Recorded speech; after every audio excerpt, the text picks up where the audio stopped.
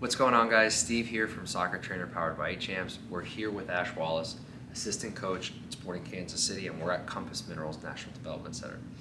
The great thing that we want to unveil is the arena, right? So let's just get right into it.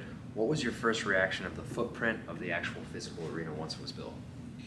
The initial reaction, the first reaction when I saw that it was finished, you go in there and you feel like a kid. Yeah. And I think, not being a player myself, but enjoying the game as much as I do, I just went in there and started just hitting balls around off the boards, receiving, playing, trying to score goals, trying to do everything that you want to do. Right.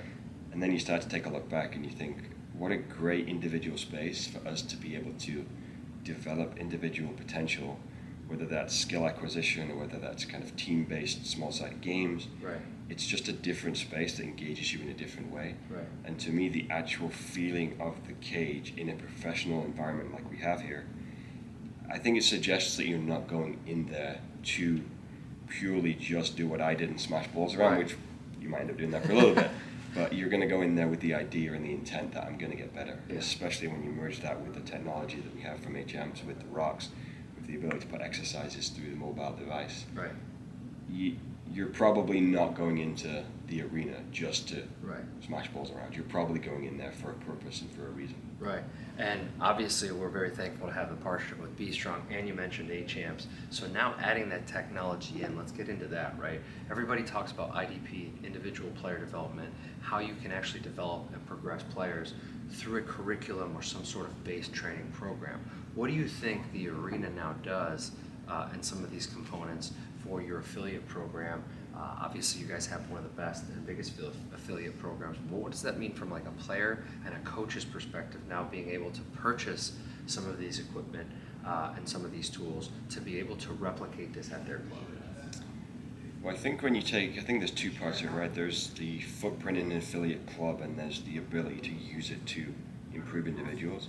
When you're talking about improving the individual, you'd be able to replicate as well as create any scenario for a technical skill acquisition type exercise that you want, and be able to replicate it in the same dimension and space as often as you can, which would mean it wouldn't matter if it was a professional player or a U12 player out of Omaha. It wouldn't make too much of a difference because they would still be able to do the same things. And so whether you're trying to beat your own score, trying to beat a professional score, trying to rank players across states, I guess, or across your club, which players can do certain exercises the best. Right. I think that would be incredibly interesting from an affiliate program perspective. Right. And if you take something, maybe there's some sort of simple drill where you're trying to knock the ball off the walls whenever the rocks light up in a certain amount of time. Right. If you have a pro player and you designate that this is the best pro player at doing this, receive, play, and he can do it in 11 seconds, and all of a sudden all these other younger players are in the ranges of 15 to 18 seconds,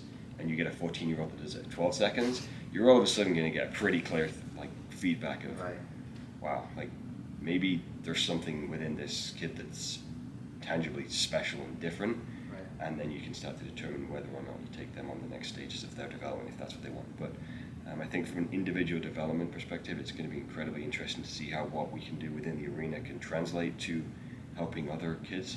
And then I think just in terms of, I was saying to you the other day that if you had an arena like that, I think 30 minutes twice a week with teams or with units of players, I think it's unbelievable the amount of potential you could have if you had a specialized technical curriculum, because I just think it's a little bit more engaging with the arena, with the technology as well, with the ability to use the walls as boards without feeling like sometimes when you have the boards, you want to play it at a certain speed and a certain weight, and there is always an element of getting used to the size and the space, and not being afraid to fail. Almost like there's an ability to fail within the rocks, but you don't want to fail by not hitting the target.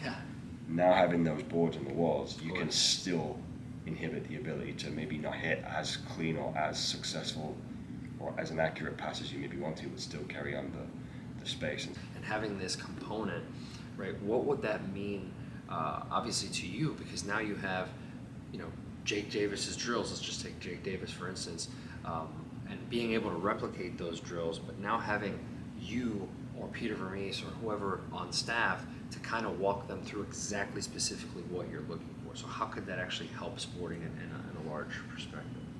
Well, I think even if you just take kind of the pro play pathway that we have, all the way from the pro team that we have through the B team academy and affiliates, that it's pretty standardized way in which we play, which means there is roles and responsibilities of each position, and there or thereabouts not going to change too much. Let's say that you are a player like Jake Davis, who is consistently getting themselves into trouble, that when they're dropping to receive a ball from a right centre back, that whether or not it's creating options to open themselves up to go forward on the right foot, or creating exit strategies to even go inside on the left foot to find the defensive midfielder, because maybe that's one of the options that you need to have. Being able to replicate a drill for him that improves that can be very simple and basic, but it's the repetition and quality that will make him get better in the game. Being able to do that and being able to see that, you can not only replicate that through your whole academy system, if you will, but the affiliates can go through it, but sometimes it's the organization and the planning of the ability to give players time to improve can be difficult. Whereas saying we want to spend 20 to 30 minutes on this day with these players and group them into their positions, that can be more simple than it's what do you do. If you already have the ability to look at something and try and work with something, and then you're not spending as much time planning the actual exercise, you're spending the time connecting with the kids and improving the details that you want to. And I think all of us go through that. I mean, at any level, you're going to look back at what made you successful and try and replicate those exercises or even full sessions to get a desired outcome. But it's not the actual exercise itself that creates the outcome. It's your ability as the coach to connect with the player and help them just slowly move the needle forward on whatever that is to make them better. So I would think from an affiliate perspective, an academy perspective, from a youth coach perspective, that would be incredibly kind of interesting for them, just to see, okay, well, that's what you're doing at that level. Let's start replicating that, because players, it doesn't matter if you're 22, 35, 16, 12, like you're going to have an issue with a level of skill that you maybe don't quite have yet. Your left foot's weak, that you're going to have to work on it. Exactly. Well, thanks, Ash. I really appreciate it. I'm really looking forward to, as I know you guys are, we're going to be doing some stuff through preseason. They'll be down in Florida, and then we'll come back and see the evolvement of the arena, because it is an evolvement, right? What we've done with BeStrong, A-Champs, and SOCCER TRAINR is make sure that Sporting has specifically and exactly what they need. So if some of these panels do need to change, what we're going to be doing in the next couple of weeks is assessing and reassessing and making it perfect for that you guys have the best tools for this season to be able to bring a player back from an injury, right, to challenge a player at their weakest spot in a game realistic scenario. Looking forward to it, and thanks again for your time. Thank you. Awesome.